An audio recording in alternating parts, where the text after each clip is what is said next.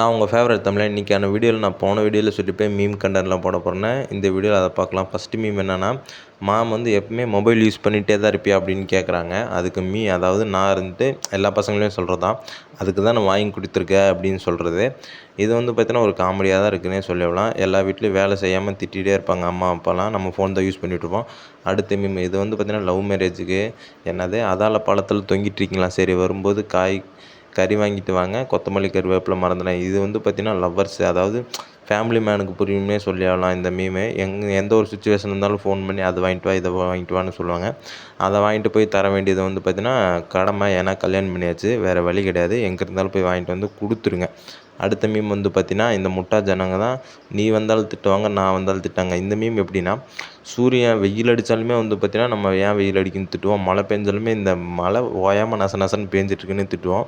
இது வந்து பார்த்திங்கன்னா ஒரு டிஃப்ரெண்ட்டாகவே இருக்குது. உண்மை தான் இது. இந்த மீம் வந்து பார்த்திங்கன்னா உண்மை. அடுத்த மீம் போகலாமா? திடீர்னு ஃபேமிலியில் எல்லாருமே ஒன்றா சேர்ந்து நமக்கு ஒரு பொண்ணை பார்த்து கல்யாணம் பண்ணி வச்சுட்டா எப்படி இருக்கும்? நல்லா தான் இருக்கும். இதை வந்து பார்த்திங்கன்னா 90s கிட்ஸுக்கு தான் பொண்ணே கிடைக்காது. இப்போல்லாம் 2K கிட்ஸே லவ் பண்ணி எடுத்துட்டாங்க. அங்கங்கே 10-15 வயசில் 90s கிட்ஸ் தான் பொண்ணு கிடைக்காது. 90s கிட்ஸ் அபார பாவம். அடுத்து வந்து பார்த்திங்கன்னா, நான் 5வது படிக்கும்போதே எனக்கு ஒரு பொண்ணு ஐ லவ் யூ சொன்னான். அப்புறம் என்னாச்சு, இப்போ அவள் பொண்ணு 5வது படிக்கிறாம்மா. இது வந்து பார்த்திங்கன்னா சரியான காமெடி. அடுத்து வந்து பார்த்திங்கன்னா காலையில் நம்ம எந்திரிச்சோடனே வந்து பார்த்திங்கன்னா ஃபோனை தேடுவோம். அதையே அம்மாட்ட ஃபோனை கேட்டோம்னா அப்பா வந்து இப்படி உதைப்பாராம்மா, அம்மா அந்த ஃபோன் எடுமா. எதை எந்திரிச்சோடனே உனக்கு எதுக்குடா ஃபோனு அப்படின்னு சொல்லி வந்துன்னா அப்பா எட்டி உதைக்கிறாரு. இதுதான் வந்து பார்த்தீங்கன்னா சோமானிஷம். எல்லாருமே லவ் பண்ணிகிட்ருக்காங்க.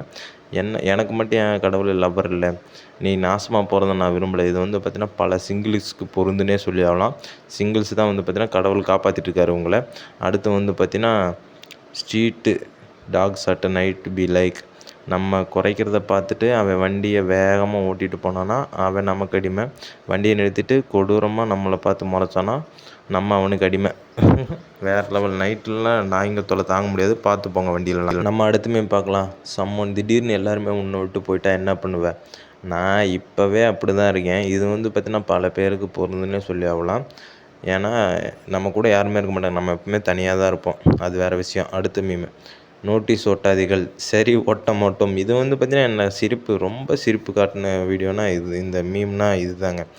ஒட்டாதீங்கன்னா அவர் எழுதி ஒட்டியிருக்காரு, இவர் வேணும்னே சரி ஒட்ட மாட்டோம் எழுதியிருக்காரு, வீட்டு ஒன்று மறைக்கிறார். அப்புறம் வந்து பார்த்திங்கன்னா முருகேசா சீனாவில் காதலிக்க 1 வாரம் லீவு தராங்களாமா. 1 மாதம் லீவு தந்தால் கூட நம்ம காதலிக்க ஆளும் கிடையாது, பிக்கப் பண்ண அறிவும் கிடையாது. இது காமெடியான மீம்னே சொல்லலாம். அடுத்து 40 டிகிரி 40ல் வச்சுக்கிட்டு டெம்பரேச்சர் 40, அதாவது வெயில் 40ல் அடிக்குதாம்மா. அப்போ இருந்துட்டு up and down 8 kilometre tea குடிக்கிற கிறுக்கன் தான் நான் இருப்பேன். ஐயோ. அடுத்து கிலோ கணக்கில் மாவு அரைக்கிற கிரைண்டரே கம்முன்னு சத்தம் இல்லாமல் சுற்றுது.